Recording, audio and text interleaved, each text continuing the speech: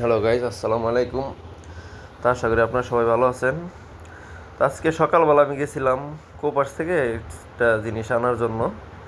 কি একটা নতুন জিনিস যেন ওরা করছে, তো বললো এটা খুব ভালোভাবে ট্রাই করার জন্য। তো আসলে এটা আইনা দেখি এটা নষ্ট। ওনাদের কাছে নিয়ে গেলাম রিটার্নের জন্য, ওনারা কয় রিটার্ন হয় না, আমাদের জিনিস তো নষ্ট হয় না। এই যে এটার প্রমাণ। পাশে রেস্টুরেন্টে আরও দুইটা লোক আছে, হ্যাঁ। ওনারাও বলতেছে যে নষ্ট, ওনারাও অস্বীকার করতেছে না আমাদের খাবার নষ্ট হয় না, আমাদের খাবার ভালো হয়, এই হয় সেই হয়। তো আপনারা যারা যারা কোপার্স থেকে খাবার নেন, সবাই একটু কেয়ারফুলি খাবার নেবেন, নিয়ে আপনারা মানে সাবধানে নেবেন আর কি। কারণ কোপার্সের যত খাওয়ান আছে আমার কাছে মনে হচ্ছে সব পচাবাসি খাওয়ান ওরা রাখে। আর না হলে তো আমার তো মিথ্যা কথা বলার কোনো প্রয়োজন নাই। আমার অল্প টাকা, একটা জিনিসটার দাম 60 টাকা, ওই জিনিসটা আনতে গেছি একবার জায়গায় আমি দুইবার গেছি।